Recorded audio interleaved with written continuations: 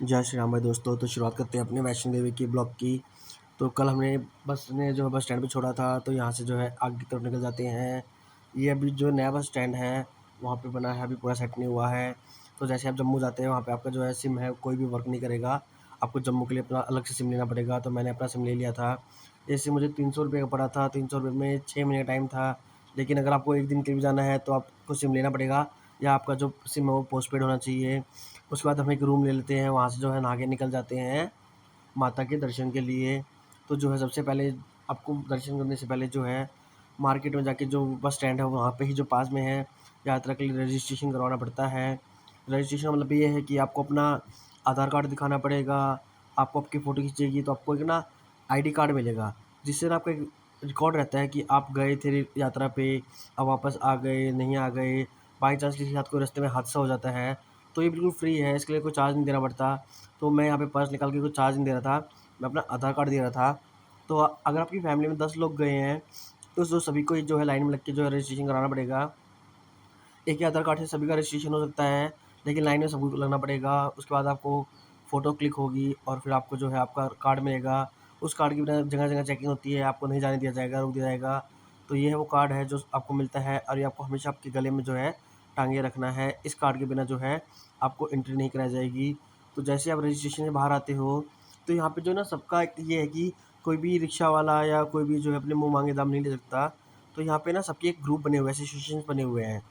तो यहाँ से जो माता के दरबार की जहाँ से शुरुआत होती है वो 1.5 किलोमीटर का है। 1.5 किलोमीटर के लोग जो है आपसे 150-160 रुपये मांगते हैं, और कोई भी इससे कम नहीं करता। ये छोटा सा डिस्टेंस था 1-1.5 किलोमीटर का। रिक्शा वाले यहाँ पे इसके 150 से 200 रुपये मांगते हैं। आप पैदल आ सकते हैं, कोई ऐसा कुछ नहीं है, आराम से हो जाता है कवर। तो यही बात मैं अभी बता रहा था कि आप 150 बिना दे के 1 किलोमीटर 1.5 किलोमीटर आप जा सकते हैं। तो ये है बाणगंगा, जहाँ से जो है माता की चढ़ाई की जो होती है वो शुरू होती है। यहाँ पे जो है आपको एंट्री करने से पहले ही जो है आपको चेकिंग पॉइंट से होकर गुजरना पड़ता है।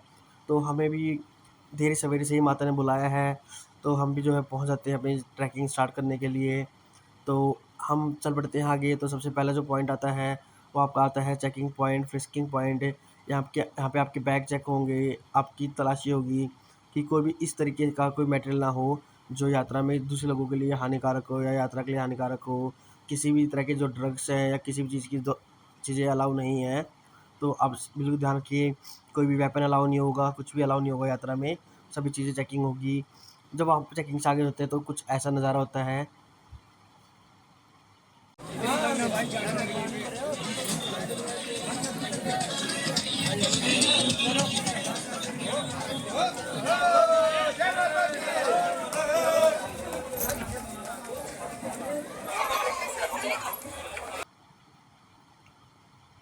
तो जैसे आप अंदर जाते हैं, अंदर जाते ही जो है गुलशन कुमार जी का जो है कलेक्शन होता है, नीचे ही उनके द्वारा जो चलाया गया भंडारा है वो है। तो फिर आगे जो जाते हैं तो आप भीड़ का अंदाज़ा लगा सकते हैं। ये है आपका पौनी एरिया, जहाँ से आप पिट्ठू या घोड़े बुक कर सकते हैं।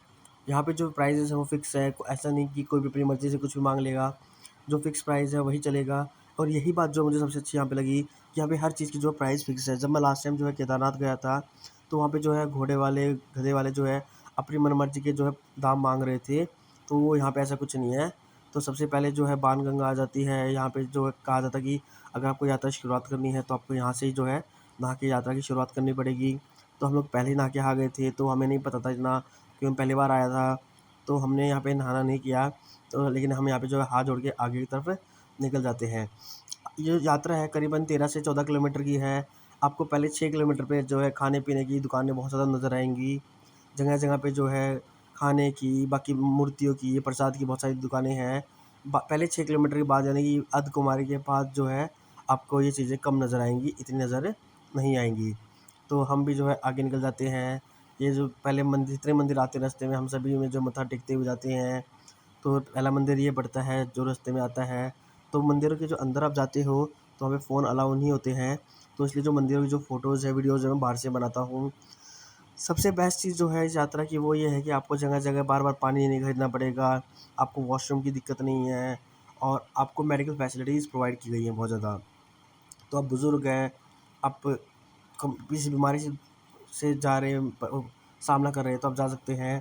तो हम भी चल पड़ते हैं दरबार में दर्शन के लिए। जो है मतलब एक मज़ेदार ही एक्सपीरियंस था, तो मज़े लेते हुए हम भी निकल लेते हैं आगे। या अगर आप बहुत ज़्यादा बुज़ुर्ग हैं तो लोग आपको अपने कंधों पे भी ले जाते हैं। और जगह-जगह मैंने कहा कि पानी की है तो रास्ते में रुक जाते हैं, छोटे भाई को भेज देते हैं पानी भरने के लिए। काफ़ी ठंडा पानी है, पहाड़ों का पानी है, तो आपको दिक्कत नहीं होने वाली। तो ये मंदिर आ जाता है जो चरण पादुका का है मंदिर, जो यहाँ पे माता के चरणों की फ़ोटोज़ हैं, माता की मूर्तियाँ हैं। तो यहाँ पे हम जो अंदर माथा टेक के आते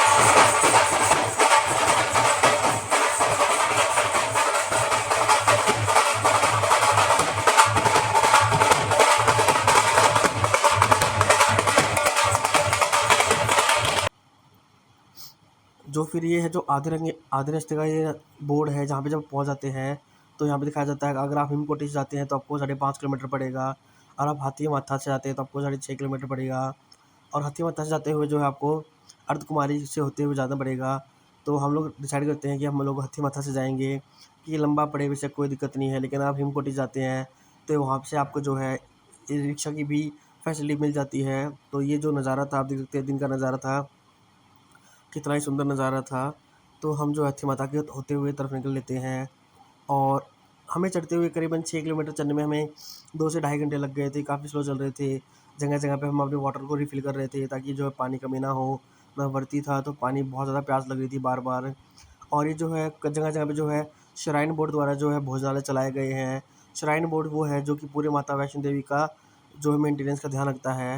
हाँ, तो फिर जो हम श्राइन बोर्ड में खाना खा के पास की जो एक ढाबा था वहाँ पे ट्राई करते हैं खाना। छोटा भाई है, मैं तो भर्ती था, छोटे भाई को पराठा या रायता दिलाता हूँ।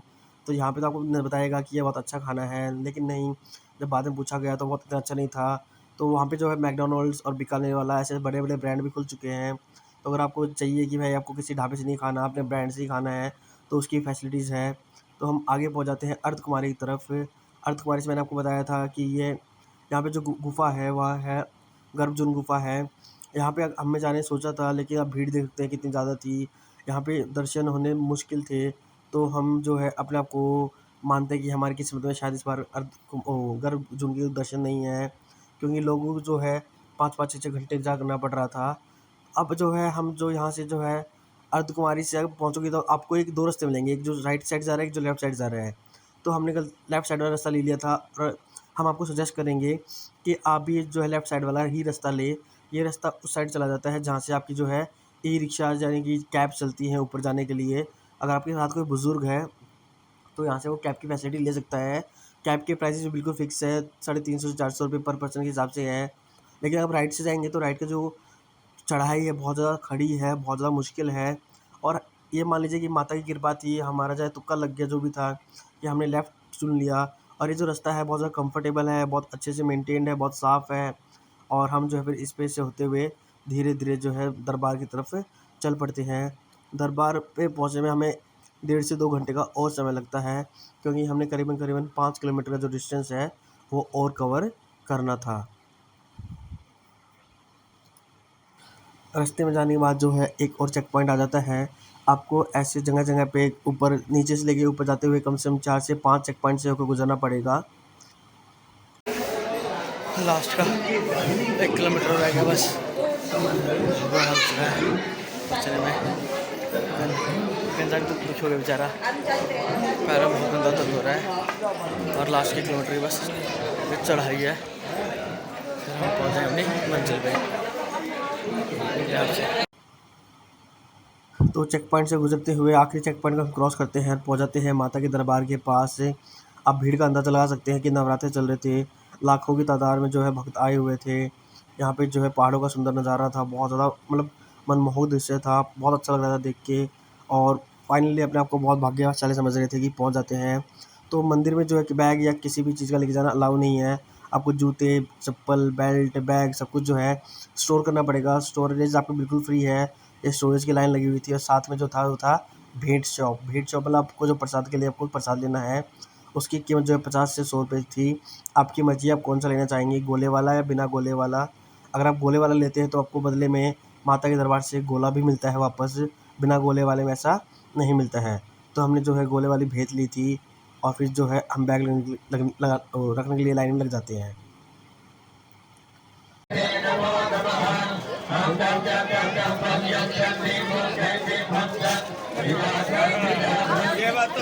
अच्छा लगा रखा है। दर्शन करके वापस आने के बाद जो है हम मंदिर की कुछ जो सजाया हुआ था मंदिर उसकी कुछ वीडियोस बनाते हैं आप लोगों के लिए कि कितना सुंदर जो है मंदिर को सजाया गया था। आप इस चीज़ को देख सकते हैं।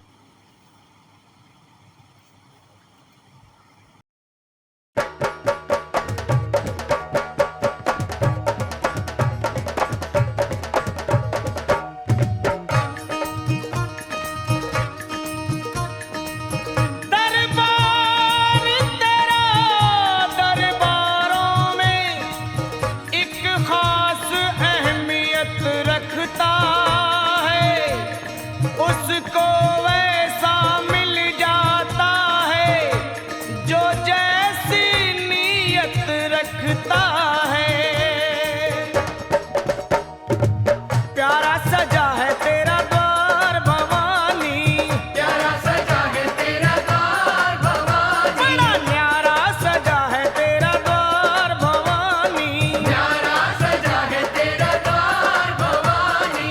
भक्तों की यहाँ भक्तों की तेरे भक्तों की लगी है कतार भवानी, भक्तों की लगी है कतार भवानी, बड़ा प्यारा सजा है तेरा द्वार भवानी, प्यारा सजा है तेरा द्वार भवानी।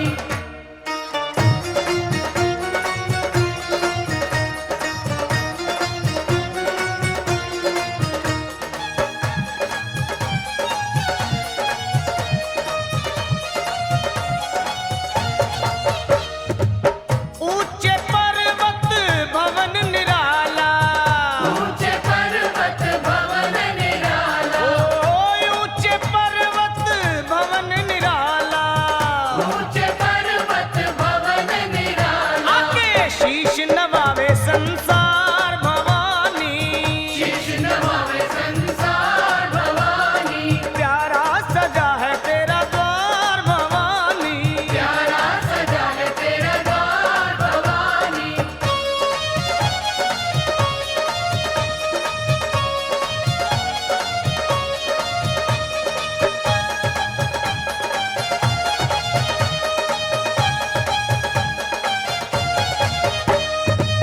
जगमग जगमग जोत जगे है, जगमग जगमग जोत जगे है, ओ जगमग जगमग जोत जगे है, जगमग जगमग जोत जगे है। तेरे चरणों में गंगा की धार भवानी, चरणों में गंगा की धार भवानी, तेरे भक्तों की लगी है कतार भवानी, भक्तों की लगी है कतार भवानी।